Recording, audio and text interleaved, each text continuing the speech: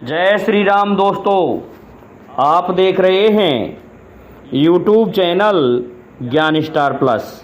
तो दोस्तों, आप सभी का हार्दिक स्वागत और अभिनंदन। देखिए दोस्तों, आज हमारा बहुत ही सरल सा प्रश्न है। श्रीमान गजेंद्र सिंह जी द्वारा ये पूछा गया है और उन्होंने लिखा है कि किस जन्म में राम ने दरिद्र के पैर धोए और किस जन्म में दरिद्र ने राम के पैर धोए। देखिए दोस्तों, दोनों बात एक ही हैं। अब ये बताना है कि कौन दरिद्र था और भगवान राम ने कब पैर धोए और कब भगवान राम के पैर धोए।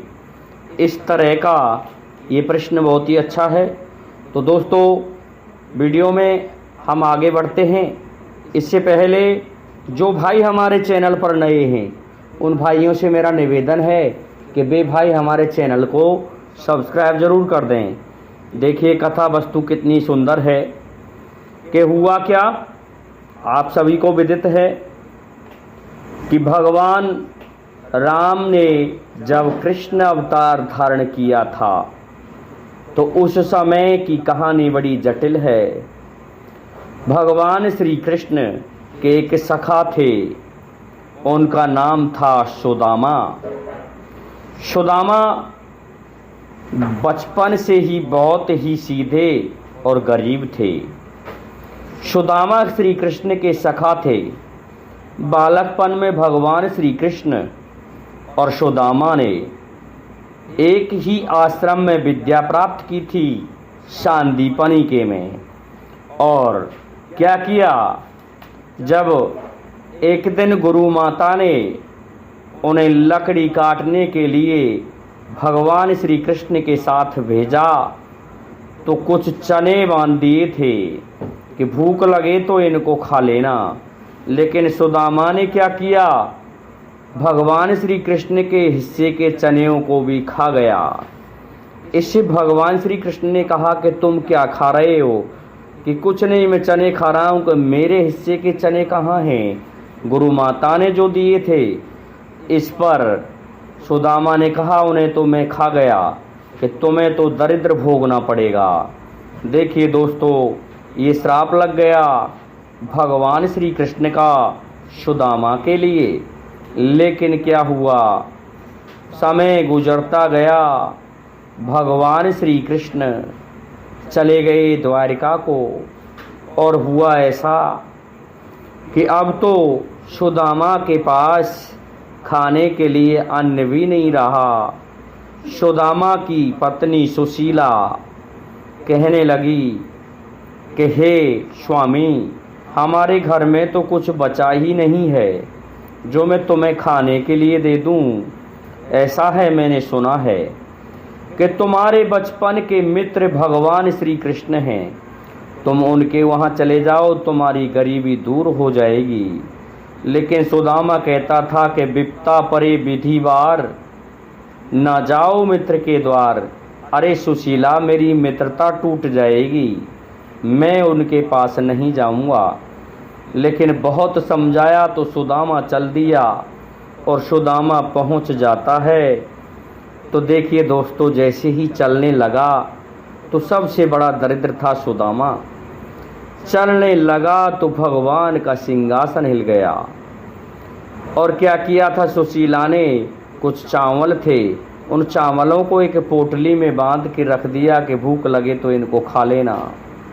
जा रहे हैं सुदामा, इधर भगवान श्री कृष्ण ने एक अलबेला स्वरूप बनाया कि बैलगाड़ी लेकर के चल दिए अपने भक्त के लिए।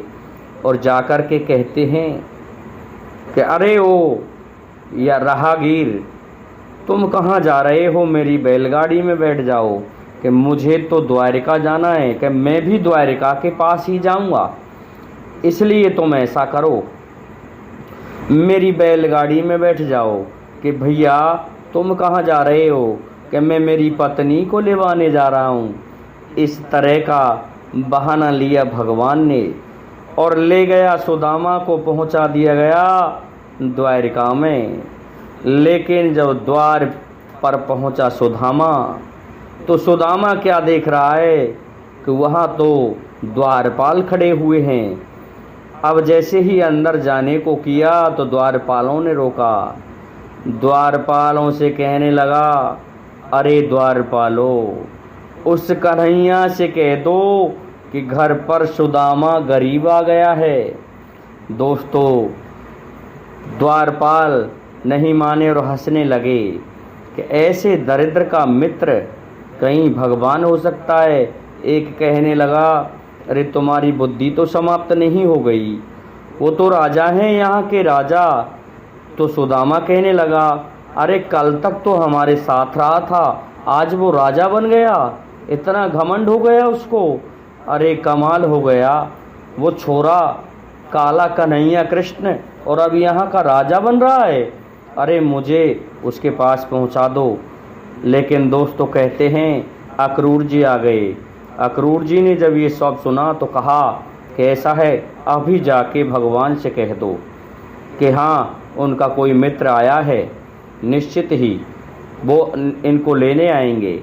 जैसे ही द्वारपाल ने जाकर के कहा भगवान श्री कृष्ण से, अरे तुम्हारा एक मित्र आया है, उसकी धोती फटी हुई है, उसमें सलवटें पड़ी हुई हैं और अपना नाम सुदामा बता रहा है और बहुत ही बुरा स्वरूप हो रहा है। भगवान कृष्ण नंगे पैरों दौड़ते हैं और देखते हैं। इतने में सुदामा सोचता है कि बहुत समय हो गया, वो क्यों आएगा तुझे लेने, तो वापस चल देता है। लेकिन भगवान भागते भागते उसे पकड़ लेते हैं और कहते हैं, मित्र सुदामा, अरे तुम इस तरह क्यों जा रहे हो। भगवान से कहने लगा सुदामा, अरे मित्र, तुमने इतनी देर लगा दी, इस कारण से मैं जा रहा था। देखिए दोस्तों, भगवान भक्त के लिए किस तरह से दौड़ते हैं और क्या हुआ, ले जाते हैं। और जब सुदामा की ऐसी दीन दशा देखी तो कहते हैं, देख सुदामा की दीन दशा, करुणा करके करुणा निधि रोए। भगवान श्री कृष्ण रोने लगते हैं।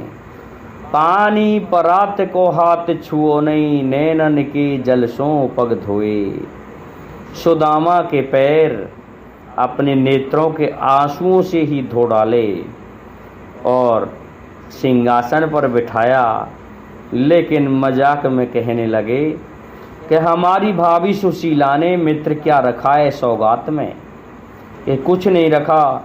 तो वो पोटली देखी कांख में, उसको निकाल लिया, भगवान ने ज़बरदस्ती छीन लिया।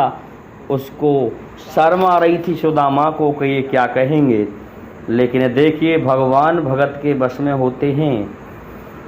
एक मुट्ठी चावल खा लिए, दो मुट्ठी खा लिए, तीसरी मुट्ठी खाने लगे तो दोस्तों रोक दिया है लक्ष्मी ने, अर्थात रुक्मणी ने रोक दिया और कहने लगे, प्रभु आप कहाँ रहोगे। दो मुट्ठी चावलों में आपने दो लोकों का राज दे दिया सुदामा के लिए, अब आप कहाँ रहोगे। तो भगवान रुक जाते हैं, कहते हैं हम भक्तों के हृदय में रहेंगे। तो रुकने के पश्चात फिर कहा, कई दिन रोका टोका, आराम से रखा अपने मित्र सुदामा को और फिर कहा कि मित्र अब हम चलते हैं, कि हाँ अब जाइए। अब मित्र से कुछ मांग नहीं सके और मन में सोच रहे हैं, सुदामा क्या मतलब था तेरा यहाँ आने का, इसने तुझे दिया क्या है, तेरी गरीबी कहाँ दूर हुई है। और दोस्तों सुदामा चल देता है। इधर भगवान ने क्या किया कि ऐसे महल खड़े कर दिए सुदामापुरी में कि सुदामा का घर ही बदल गया। अब तो दोस्तों फिर से उसी गाड़ीवान का रूप लेकर के भगवान आते हैं और सुदामापुरी के पास छोड़ देते हैं। कहते हैं कि मेरी पत्नी को भेजा नहीं है मायके से, इसलिए मैं वापस जा रहा हूँ। तो दोस्तों वापस छोड़ दिया अपने भक्त को। लेकिन जैसे ही अपनी सुदामापुरी में आए तो देखने लगे कि मैं फिर से कहीं द्वारका तो नहीं आ गया, ऐसे ही महल बन गए हैं यहाँ पर। देखा कि जिस जगह पर उसकी झोंपड़ी थी वहाँ पर तो कंचन महल खड़े हो गए। जहाँ तुलसी का वृक्ष था उस जगह पर चंदन के वृक्ष हो गए। सुदामा दंग रह गया। हे प्रभु, मैंने न जाने तुम्हें क्या क्या कहा है रास्ते में, परंतु आप दीन दयाल हैं। तो देखिए दोस्तों, भगवान राम ने इस जन्म में दरिद्र के पैर धोए सुदामा के, और अब देखिए दरिद्र ने भगवान राम के पैर कहाँ धोए, आप सभी जानते हो। भगवान राम ने जब पार करना चाहा था गंगा को, तो उससे पहले केवट जो था वही सुदामा ही तो था। क्या किया कि ऐसे प्रभु, मैं तुम्हें मेरी नाव में नहीं चढ़ा सकता, क्योंकि मैंने सुना है कि तुम्हारे पैर की धूल का इतना प्रभाव है कि मेरी नाव जैसे ही तुम चढ़ोगे तो औरत बन जाएगी और 2 औरत हो जाएंगी मेरे पास में, और ऐसा है मैं कोई दूसरा धंधा जानता नहीं हूँ, इसी से मैं मेरा परिवार पालता हूँ। इसलिए हे प्रभु, मैं आपको मेरी नाव में नहीं बैठाऊँगा। इस पर भगवान राम कहते हैं, भैया ऐसा है, आप मेरे चरणों को धो लो और तब तो बैठा लोगे। अब देखिए प्रभु की कैसी लीला है। प्रभु कहने लगे इस तरह से, तो देखिए अपने कटोता में पानी भर के लेके आया केवट, और क्या किया, भगवान श्री राम के पैरों को पखारा, धोया, और धोने के बाद उनका उस जल का चरणामृत लिया। तब भगवान प्रसन्न हो गए, कहने लगे देखिए मेरे भक्त की विडंबना। तो देखिए श्रीमान गजेंद्र सिंह जी, जब भगवान श्री राम राम अवतार में थे, राम रूप में थे, उस समय केवट जो था उसने चरण धोए थे, और जब कृष्ण अवतार में हुए तो सुदामा के चरण भगवान श्री कृष्ण ने बदले में वापस धोए। और ये सब कुछ क्या था कि केवट कछुआ था, और भगवान राम जब विष्णु अवतार में थे, विष्णु के रूप में थे, तो उस समय ये कछुआ भगवान के पैरों को छूना चाहता था, लेकिन उधर से तो शेषनाग फुसकार मार देते थे, इधर लक्ष्मी जी अपनी बीजने की डांडी से उसे दुत्कार देती थीं। इस प्रकार से भगवान श्री हरि विष्णु के पैरों को स्पर्श नहीं कर पाया था ये कछुआ, जो कि एक जन्म में सुदामा बना और एक जन्म में केवट बना। तो देखिए श्रीमान गजेंद्र सिंह जी, ये प्रश्न आपका यहाँ लगता है, तो मैं समझता हूँ आपकी समझ में ये हमारा उत्तर आया होगा। इसलिए अब आप सभी से मेरा निवेदन है कि आप हमारे इस वीडियो को लाइक, शेयर और सब्सक्राइब करें, साथ ही बेल आइकन को भी प्रेस कर दें, जिससे कि आने वाले वीडियो का नोटिफिकेशन आपको मिलता रहे। दोस्तों, जय हिंद, जय भारत, जय जय श्री राधे, जय जय श्री राम।